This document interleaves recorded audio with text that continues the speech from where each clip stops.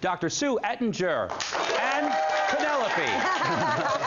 Don't forget Penelope. Nice to see you. Thank you so much for having me. Hi, Penelope. All right, so we're going to talk about some of the biggest misconceptions that people have about their canine's health. Let's start with the diet. What is the biggest misconception there? Really important when you are trying to decide what to feed your pet. And I'll be honest, I'm a working mom. I have 2 dogs, a family to feed.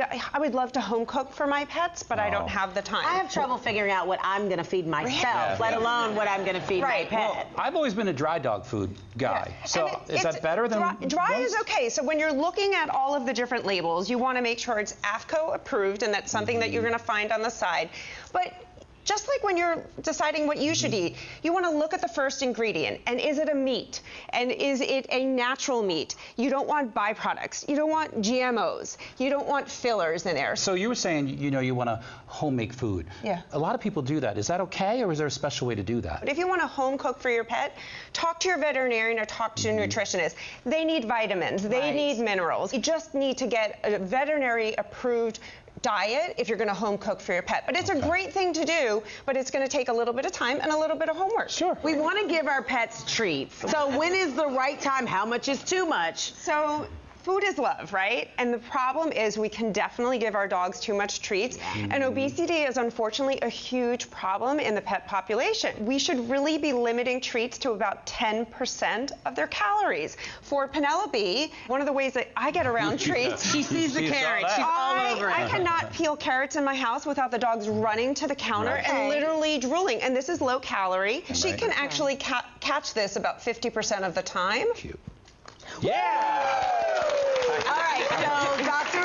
Sue, this is a big question, and I know everybody has a really different opinion about this. Feeding your dog scraps from the table. Yeah.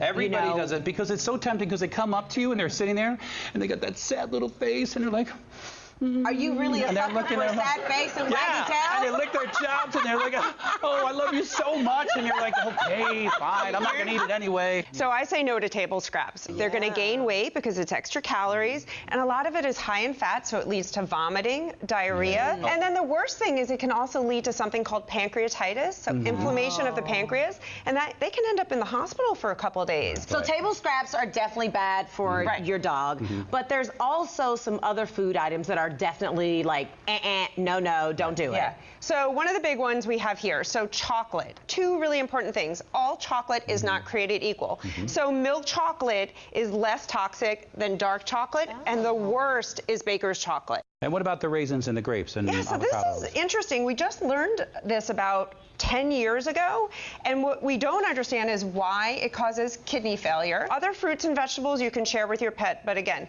grapes, keep them to yourself. Raisins, keep them to yourself. Onions and garlic can cause anemia, so again, keep it away. All right.